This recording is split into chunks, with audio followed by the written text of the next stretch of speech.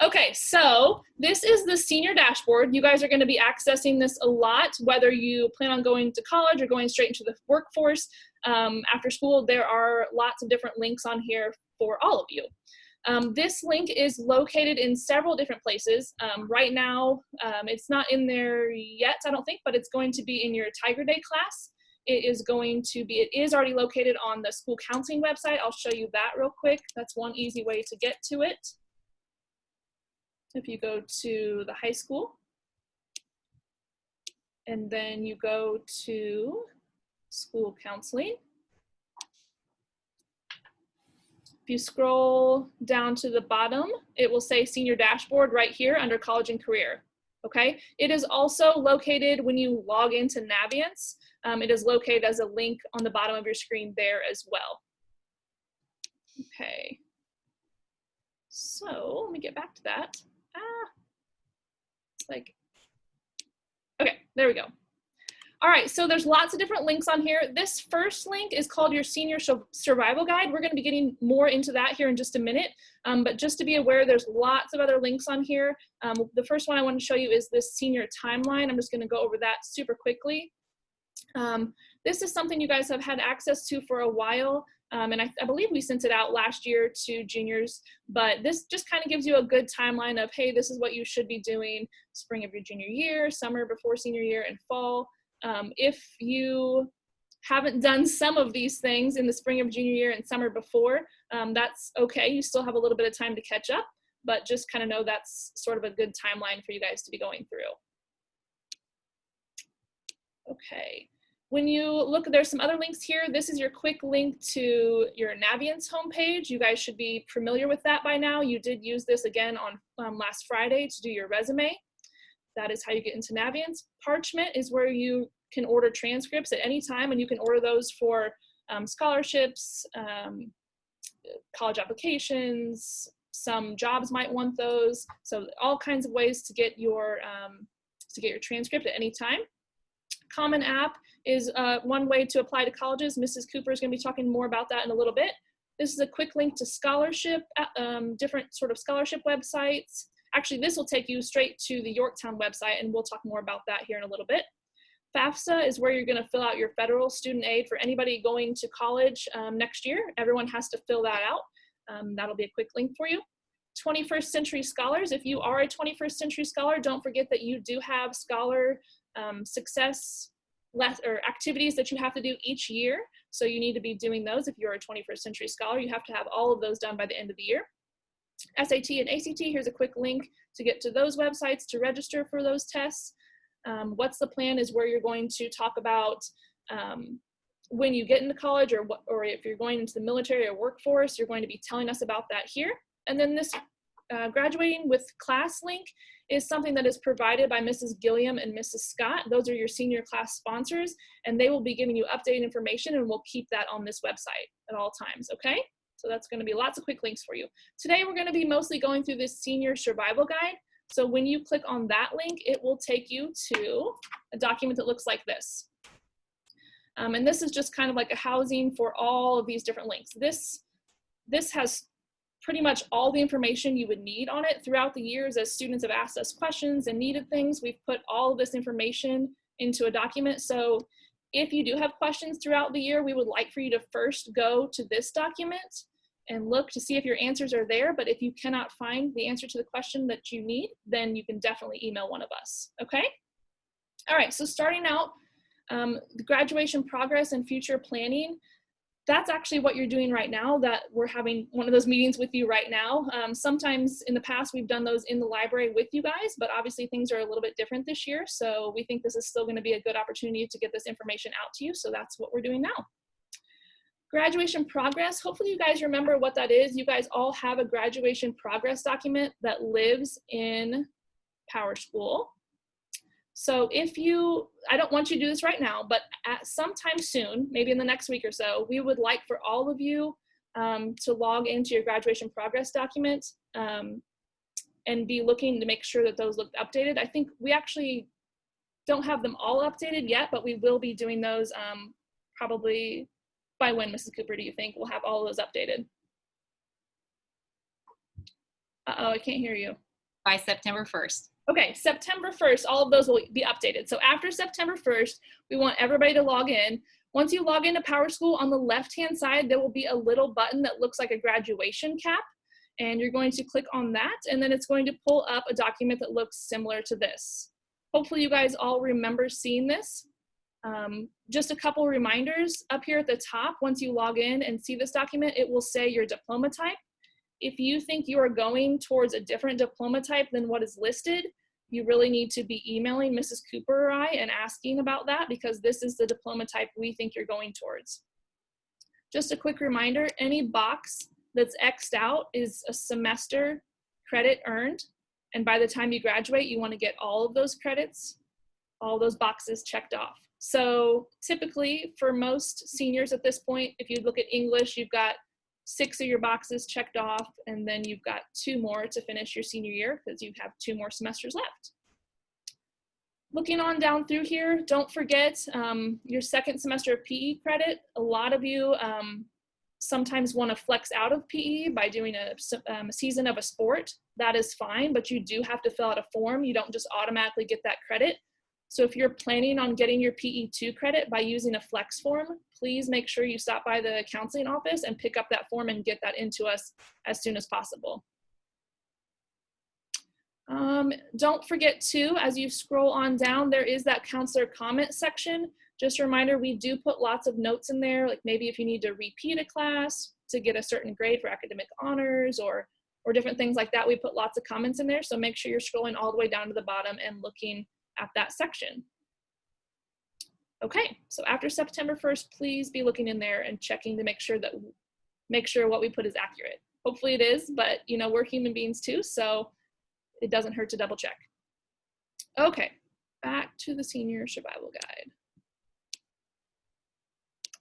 All right, so senior resume, this one's pretty easy. Just a reminder, you guys worked on this on Friday. I'm gonna show you something real quick. Remember, this is in Naviance. So when you log into Naviance, this is kind of what your home page would look like. This is my demo page, but this is what your home page is going to look like pretty much. You're going to go up into the About Me to My Stuff and click on Resume. Uh-oh, I logged out. Extend my session, please. See if that works. No, maybe not. I might have to log back in here real quick. What's happening? Sorry guys, 1 second. I'm just gonna log out real quick and get right back in.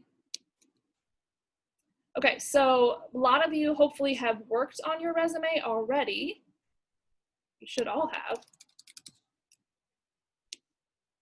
But I wanna show you how you can print it out yourself. Okay, so I'm back to my home page. I'm gonna go to About Me, My Stuff, Resume. And then remember, this is kind of what it looks like. So if you, hopefully you've added these sections already. If you need to edit a section, like let's say my volunteer services change, I can just click edit right here and change that. If I wanna add a new section, I click this red plus sign and I can add a section if I haven't already added something. But when you have your sections completed and updated, and remember you can update this at any time throughout the year, and we want you to keep it updated, you go to Print and Export Resume.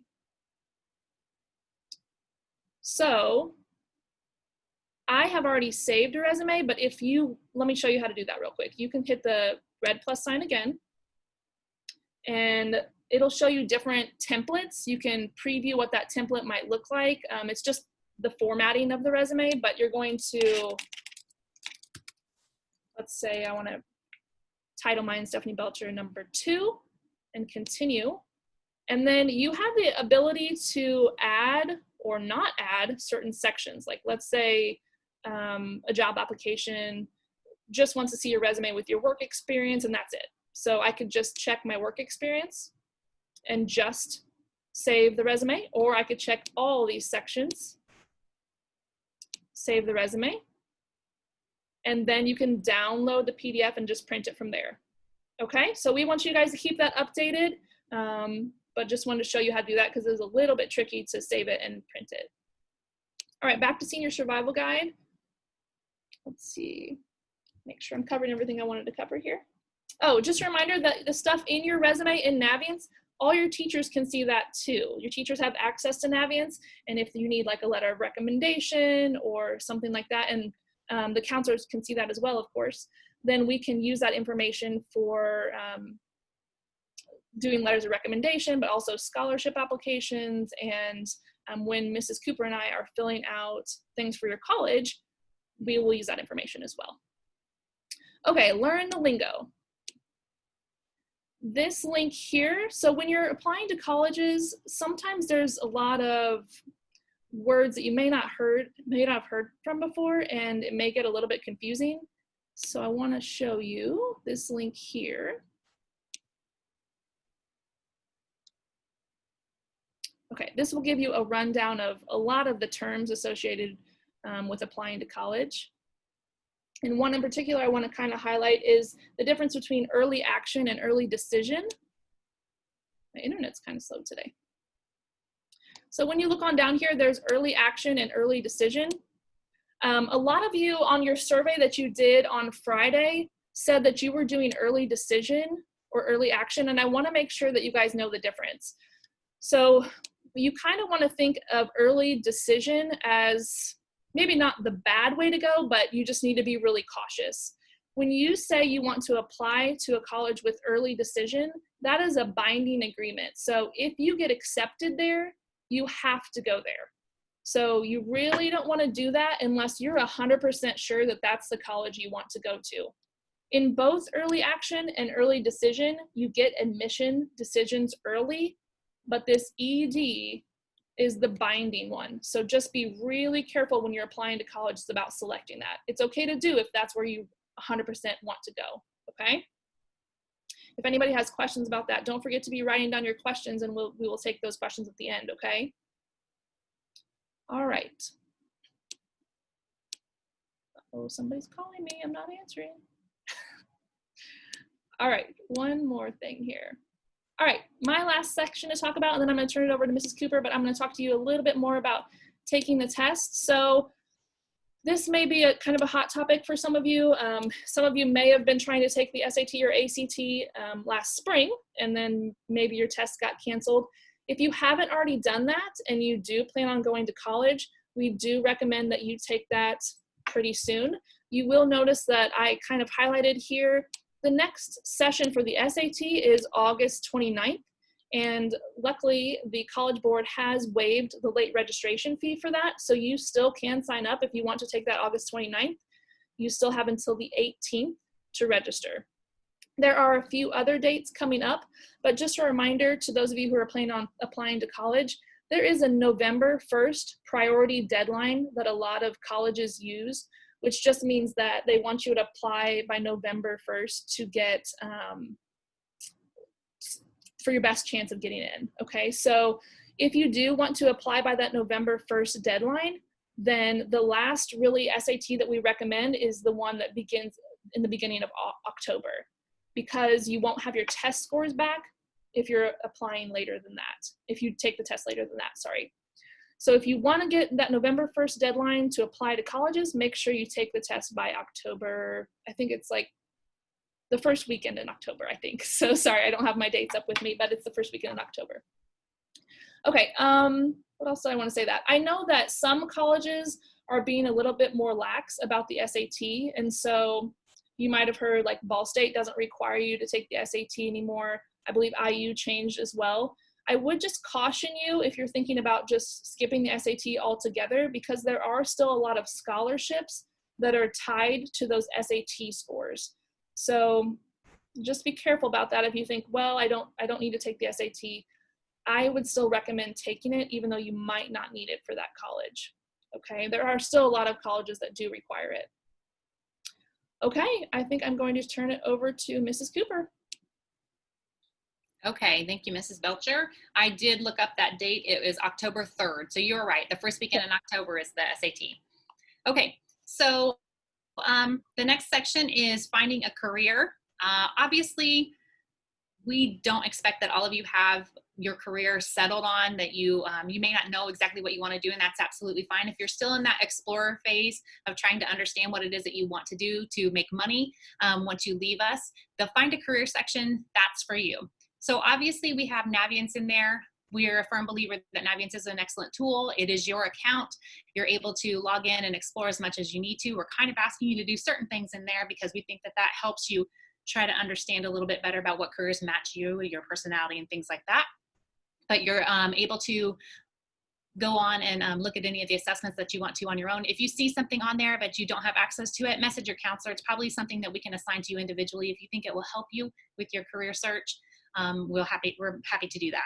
So use Naviance. That's that awesome tool on there. There are some other opportunities as well, apprenticeship opportunities, military, and Career One Stop, and I think Work One is down there a little bit lower. All of these resources are available to you should you want to continue to look for a career and you don't know where to turn. We've kind of put that in as a one-stop shop for you. Okay, finding a college is the next section. So we understand that not all of you are going to go to college right away. However, at Yorktown High School, it does seem to be the majority of students who do. So I know we spend a good portion of our time talking about college applications and finding a college and things like that because we're kind of talking to the major groups here. So finding a college resource page has Naviance on there once again. Obviously, we believe in that tool. So there's a super match tool in there that can help kind of link certain colleges to what you think that you want to do as a career, or maybe even what you want in a college setting. Same for Big Future. That's that next bullet point down there from College Board. You can literally put in that you want to live on a small campus that has that's faith-based and that you can bring your car. Like there are things that you can put on there that you think that are important to you that will help kind of narrow that search of some colleges that are available to you. The college rep visits this year, I'm sure you're familiar with this. Some of you probably attended some of those last year. That's kind of still under construction, I guess, on how we're going to do that. Right now, we're not allowing visitors into the building, so they will not be coming in right now. If that gets lifted, then obviously we will be inviting those folks in so that you can have those college visits. What we recommend that you do in the meantime is make sure that if you have questions about certain universities and programs there, that you're reaching out to their admissions office. They likely will offer something like a Zoom meeting with an admissions official so that you can ask those questions and get them answered. So that's what we recommend at this time. Obviously, if we can have the representatives in, we will do that. You might want to attend some college fairs. The Indianapolis National College Fair is September 10th. They're still having it as far as I know. I just checked the website last night to make sure that it was still on, and it is. If they're going to cancel that, I'm sure that their website will indicate so, but we've linked it there so that you can double check for yourself. Delaware County has not announced yet whether or not they're going to have a college fair this year. It typically does happen in the fall. I think last year it was in October. So when we hear that information, we'll post it on this page. I do want you to think about when in your college search, some of you are kind of bound by financial means. And so you might be looking at in-state schools only. They typically have a lower tuition rate than if you leave and go out of state. But what maybe most don't consider is that the state of Indiana has tuition reciprocity programs in place with Ohio, Illinois, and Kentucky. So those programs are listed here. If you click on the tuition reciprocity link in this document, you'll see which schools allow for that. So basically what it is you would be able to attend a school in a different state but pay in-state tuition. Now it's like in Ohio, for example, you would be paying Ohio state tuition rates versus what you would maybe pay in Indiana, but you're not paying out of state tuition, which typically is a lot higher. So if you're thinking maybe you want to go to school and you're bound by that tuition cap, you might want to look at that tuition reciprocity agreement and see if there are other schools that you can consider. We highly recommend that you take visits. There's really no replacement for being on campus to determine whether or not it's a perfect fit for you. And obviously perfect is an extreme word. But to determine whether or not that college campus is a good fit for you, you need to get on campus and see it. So if at all possible, take your college visit days. You have 5 as listed in the YHS student handbook that you are allowed to be out of Yorktown High School spanning between your junior and senior year. If you've already taken some of those, that's taken away from that balance of 5 total. So you get 5 total days for college visits that you can leave us and go on a campus somewhere. You do have to bring something back to Mrs. Tucker in the front office so that she knows that you were at a college visit. You also need to make sure that you phone in on the day that you're absent saying that you're on a college visit so that we don't try to track you down. but college visits are really important. If you find that you're not able to do that or you're not comfortable doing that now because of the pandemic, you certainly may use virtual visits. A lot of virtual visits are available on each campus, so you just have to go to their school's website and do that. In order to schedule a campus visit, you don't do that through the counseling office here at Yorktown High School. You actually go to the school's website. If you wanted to visit Ball State, which for some of you who are actually thinking about going to Ball State, I highly recommend you do an official visit. It's different than just hanging out there on the weekends or whatever it is that you do. If you really want to see the school, you need to do the official visit. If you're scheduling the visit, you go onto the college website, and you might need Google search or just type in their search engine something about scheduling a visit. But it's super easy to do. They usually have things all populated up there so that you can just do drop-down menus and things like that. So when you're scheduling a visit, just go directly to the college website to do that. So now here's where we come to the pick 3. We want to make sure that you are applying to at least 3 types of schools. We call those Reach, Target, and Safe. So your Reach school is the school that I really think I'm probably not going to get into this. I don't meet their admission standards, but my goodness, if I could get in, I certainly would love to go there. So that's what a Reach school represents. But go ahead and apply. If it's not a financial hardship for yourself or your family, please go ahead and submit that application. You never know, you might get in. The Target school would be that you meet the admission standards, or you're right in the middle or real close, and that you'd probably go there. That's absolutely fine. So that would be a Target school. A Safe school is exactly what it sounds like. You meet or exceed the admission guidelines, and you're like 99% sure that you're gonna get in. So that's what a Safe school is. Everybody needs to have one of those as well. So when you're thinking of where you're applying, you should not have all your applications in the Safe category, nor in the Reach category. You need to kind of span that out just a little bit so that you have options. Because what happens when you apply to colleges, you'll get your decision back. This is typically around Christmas time, sometimes in January, February, depending on when you apply. They will give you an admissions offer, and then they will also give you what's called an award letter. And in the award letter, it lists out specifically the cost of tuition or the cost of attendance at that college, and then what scholarships and grants and aid money that you'll be getting, and then the total cost out of pocket. So sometimes a Reach school could be a private school, let's say, and it could potentially be cheaper than even going to a public university like Ball State, Purdue, or IU. So we really do want you to kind of have a wide span of where you apply, and so that you have all the choices available to you. Okay, so the next part is applying to college. We want to make sure that you know basically the anatomy of a college application. Some of you have already started the application process and probably have noticed that on our end, on the counseling office, that's been on hold just a little bit. We wanted to make sure that we had this conversation with you all so that you know what to expect in the process. But basically, the college application has several parts, and we'll go through that in just a second. First, I wanted to say that there is an institution college application, and then there's a Common App application. And there's probably a couple others out there as well. There's some Send EDU and things like that that are kind of more rare. But the two big ways to apply would be to apply directly through the college or university, and that you'll find that application right on their website. It says freshman application, click it, or apply now, click it. And that will take you through the institution's application. The Common App is a little different. Common App is a really great tool for those who are applying to multiple universities that are involved with Common App, because you get to do exactly what that is. You fill out one common application and it gets sent to all those universities. Word of caution here, and I think I've already seen this on at least a couple of students. They've gone on the Common App and they have populated their list of colleges to like 10 or 15 colleges.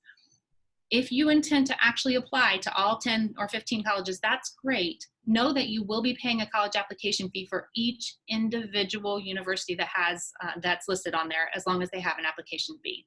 You don't get to just send that application to 10 to 15 schools and pay one fee. Okay, so just a word of caution on that.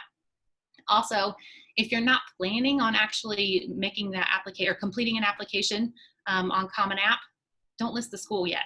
Go ahead and pull the school up and put them on your list if you actually intend to complete that application. If you are applying to a school that gives you an option of Common App or institution, and you are not applying to any other Common App schools, you should go with the institution application. Most times, that is the more user-friendly application to use if you're only applying to one school. Okay, so that's it for Common App versus regular app. Most applications will have an essay or a personal statement that you'll need to complete. Some of you through your English classes have already done something like that, or at least practiced it, so you have something canned and ready to go.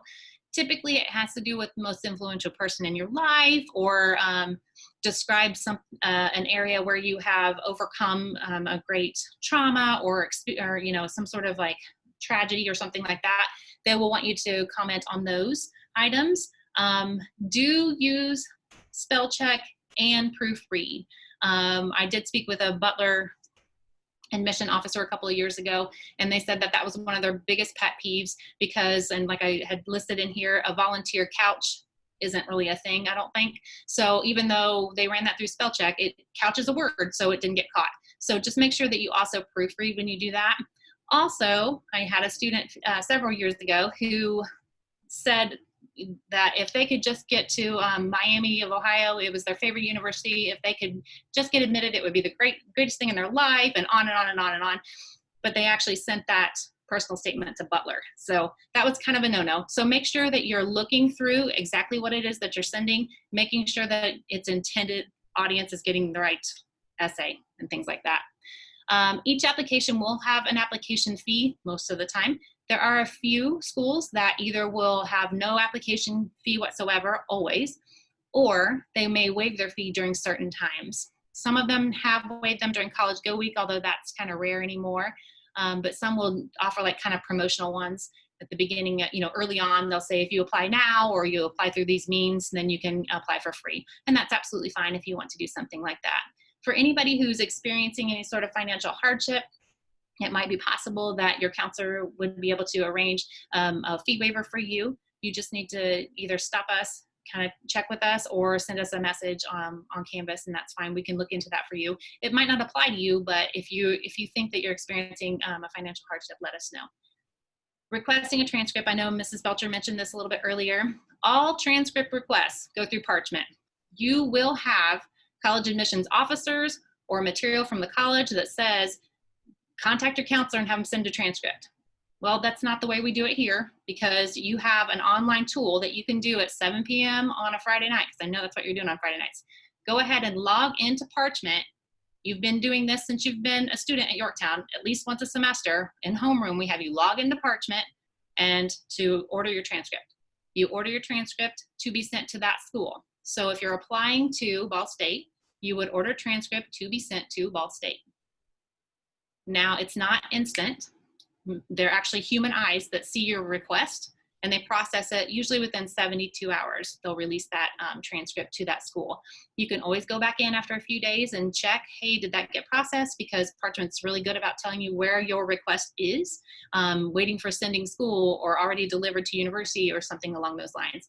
So that's where you go to request a transcript. Sometimes requesting a transcript does pop up a request for Mrs. Belcher and myself to complete what's called an ESSR, an electronic secondary school report. And it has some information on there that we have to provide about you as a student and as a person. And that's why we ask you to do some things like the brag sheet and maybe your game plan survey, which you'll learn more about in a little bit. Maybe even like your grad survey. Those things help us, and your resume. Those all help us to try to fill out some of those ESSRs on your behalf. Not all schools require it, but some do. So make sure that you're using Parchment to do that. One more thing about Parchment I wanted to say, if you're using Common App, when you go into Parchment and make your request, if you have put on Common App that you want to apply to 4 different schools, what you'll do in Parchment is you will request that your transcript be sent to Common App. And then through Common App, it'll get sent to all 4 of those schools.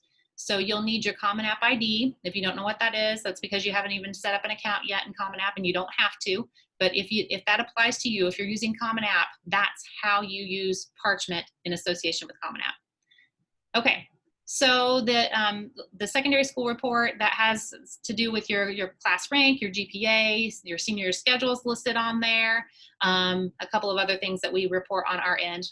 Like I said, your resume and all those other artifacts come in handy when we're trying to make those determinations and fill out those forms for you. test scores, your SAT and ACT scores. Most colleges do want some form of that. Some are now kind of backing away from that. But if the college that you're applying to requires that you submit those scores, you go directly to SAT or ACT's website and request that your scores be sent to the university. They are on your transcript, but most of the time the colleges and universities want it directly from the institution where you took the test. So you'll log back in and make sure that you've done that. Letters of recommendation, first of all, usually not required. It should say on there that it's required if it is required. If you need a letter of recommendation, then you would want to reach out to somebody who knows you well. That typically is a coach, maybe a work supervisor, possibly a teacher, a club sponsor. Somebody in those categories typically know you well enough to write a strong letter of recommendation for you. So, and that's kind of what you're going to want, somebody to write a strong letter for you, not just somebody who's going to write a letter for you, because I'm sure that anybody in this building would be able to check off a box and write a letter for you, but they might not know you as well as some others would. And the ones who know you well will be able to write stronger letters for you. What you'll want to do is provide them with the information they want, provide your recommender with what they want. Usually you would want to make sure that you're giving them like the deadline of when you need the letter of recommendation, where they need to send the letter of recommendation and how, and maybe even a copy of your resume or your brag sheet or some other form of accomplishments list that you might have. We've kind of helped you do that through Navient by making you do the resume, making you do a brag sheet, and so on. If you have something else that you prefer after doing those items in Navient, you can send your own type of resume if you want to the recommender. I know there are teachers in this building who have a certain way that they want the request to come to them, and they definitely want certain things given to them in certain ways. So you'll have to make sure that you're talking with those teachers and coaches. What I would like a letter of recommendation. Would you be able to write me a letter of recommendation? If so, what is it that you would need? So that's kind of how you can approach them. Give them at least 3 weeks before the due date. People, they do have lives. They are human. They have, home stuff that they have to do as well, plus a full-time job. So give them at least 3 weeks to process that letter of recommendation for you. Okay. Yes. Make sure that you're not assuming anything. We do our best in the counseling office to process things as timely as we can. In high volume times, sometimes that does cause a wait. So as you know, with changing your classes and things like that, sometimes you do have to wait on us to get through all the requests. And that is the same with college applications and the same with letters of recommendation and on and on and on. So it ultimately is your responsibility to make sure that all these items get done for you for your college application. So check back often. And that means log into your Parchment account and make sure that your transcript did get sent where it was supposed to go. Log into your college application portal at your university to make sure that you have all the items sent and they've received them as they should. Log into Common App and make sure things are getting done as they should. If you requested something to get done and it's about to be due, and you've given the recommender or the person who's supposed to complete it a couple of weeks to process it and they still haven't done it yet, feel free to send a message. If it's myself or Mrs. Belcher, send a message in Canvas, say, I noticed that something isn't processed yet on my college application. Is there anything else you need from me, or something along those lines? Okay. And make sure that you are checking your email accounts, because once you start your application process, I'm sure they're going to ask you for an email. Make sure you check it often. And please use an email that's like professional in nature, your email address. You can use the school's one if you want to.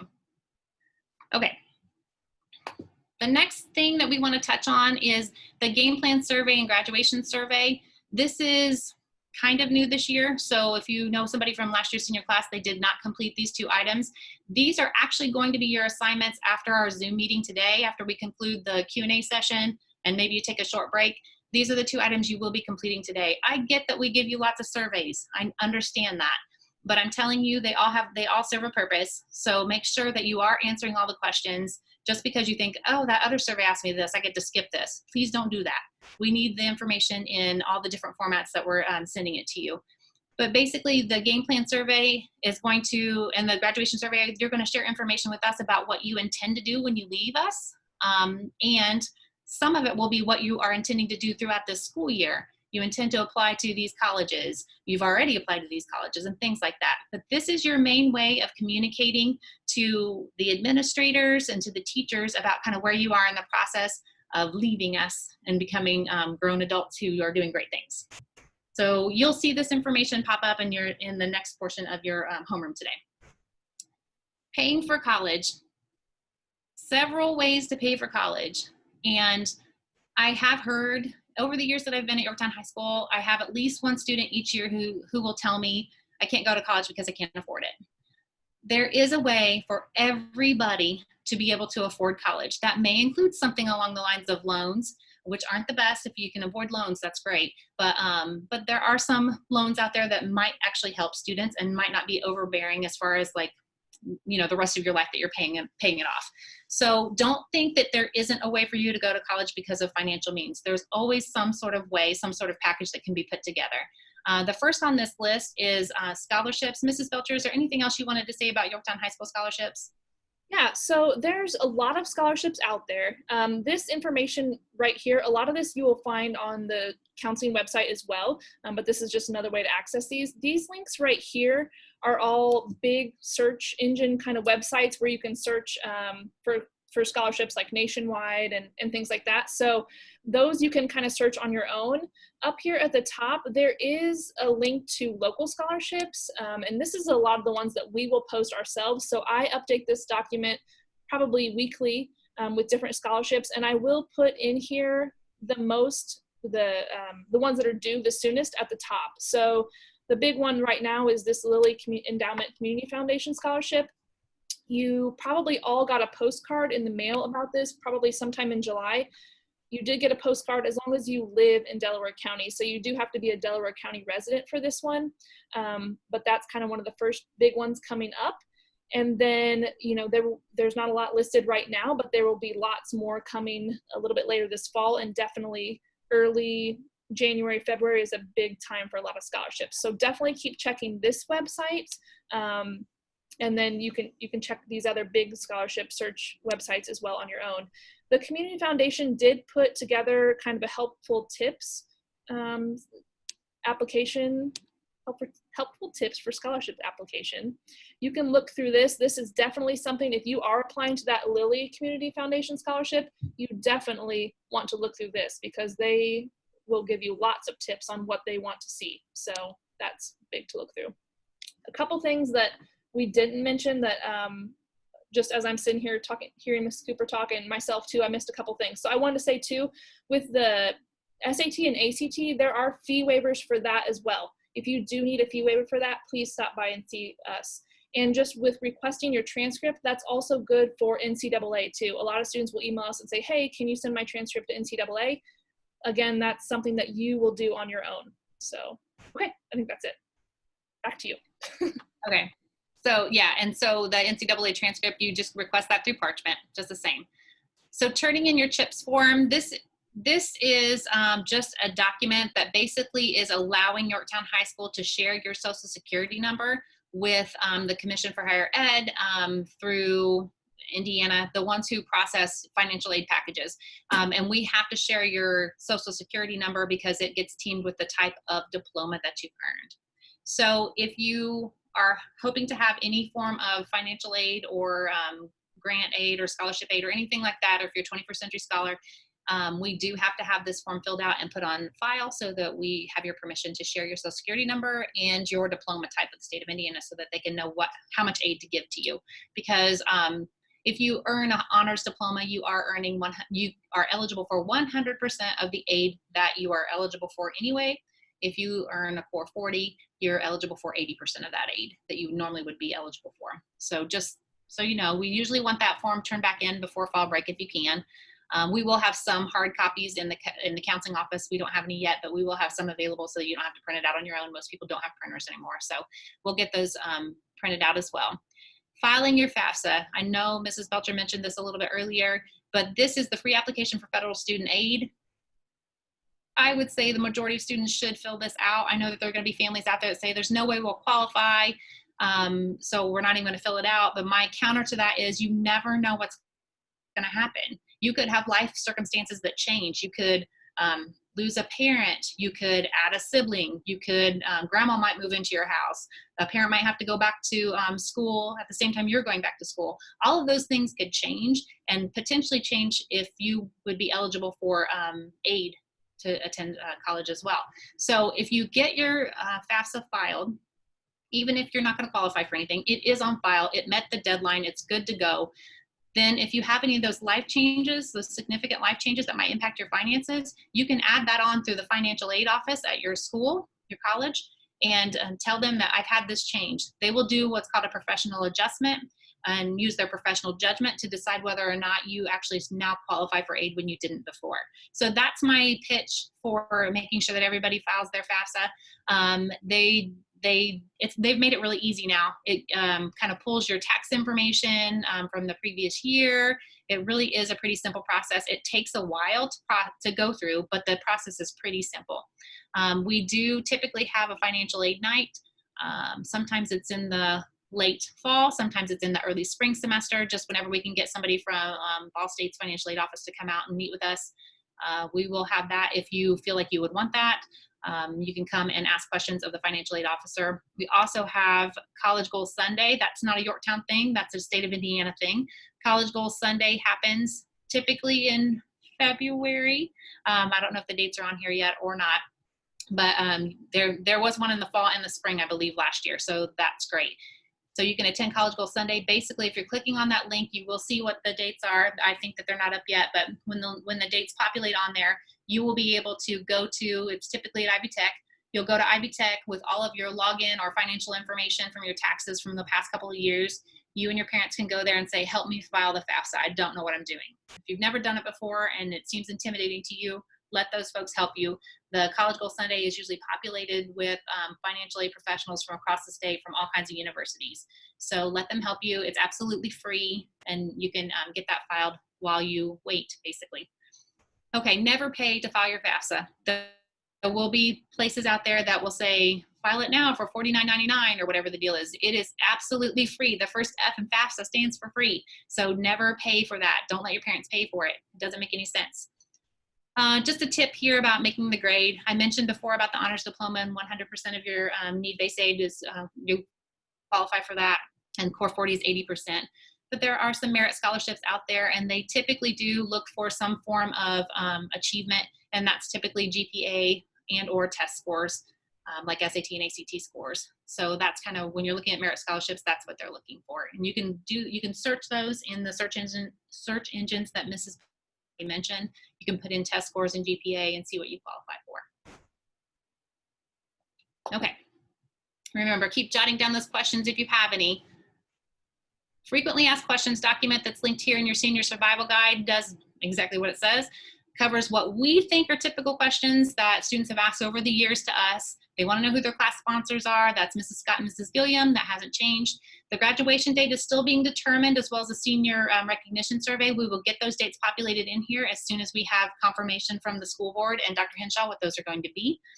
The transcript request, obviously, that goes through Parchment. We mentioned that. How do you get your AP scores? Or how does your college get your AP scores? You have to request those from College Board. So you put in a request to the College Board to send your AP Psychology score to IU. And then that's how they get it. They are not on your transcript. I know I've had a couple seniors ask me about that, especially with how AP tests went this past spring. They were a little bit nervous about those being represented on their transcript for college applications. They are not on your Yorktown High School transcript. If you have requested that College Board send those, then that is processed outside of our office. So you might want to log into your College Board account and see kind of which ones you have requested to send and which ones you have not. Same dual credit. This isn't on here right now, I don't think, but oh, yes, it is. How do you get your dual credit transcript? You request that directly from the university.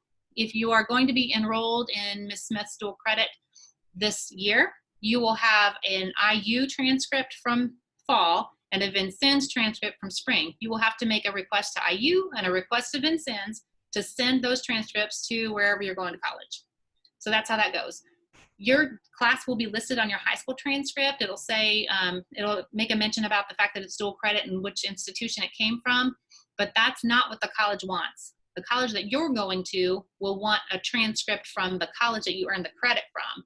to confirm that it actually was college credit. So make sure that you are doing that at the end of the school year. And then if you need to know if you're on track to graduate, Mrs. Belcher already covered this with the grad progress, and we do update those twice a year by September 1st and by February 1st. If you have questions about the graduation ceremony itself, our office doesn't really process that. That is your class sponsors. Mrs. Scott and Ms. Gilliam process those questions, so make sure that you're asking those folks that. I do want to say that Mrs. Gilliam did provide, Mrs. Belcher, if we can hop to the dashboard really quickly. Down at the bottom where it says graduating with class, this is the document, or this takes you to a document that is provided by your class sponsors. So it does have some general information for you along the way. I think that she's going to be updating that shortly, but she did ask that all seniors complete the form that's at the bottom of the page. There's a link in here that links you to a Google form, and they're basically going to be asked, there it is, senior information form. They're asking you your contact information, because they have to deal with you a lot during senior year about a lot of things with graduation. So they want to make sure that they have exactly what contact information you're choosing to use. They want that information. So that's what that form is. They want you to fill it out by August, or fill it out today if you have a chance. It says August 10th. So if you have some downtime in homeroom after doing the lessons that are provided for the second half of homeroom, then please fill that out, or you can fill it out when you get home. It's a very short survey, so make sure that you're doing that. Okay, so I think that we've covered all of the senior survival guide.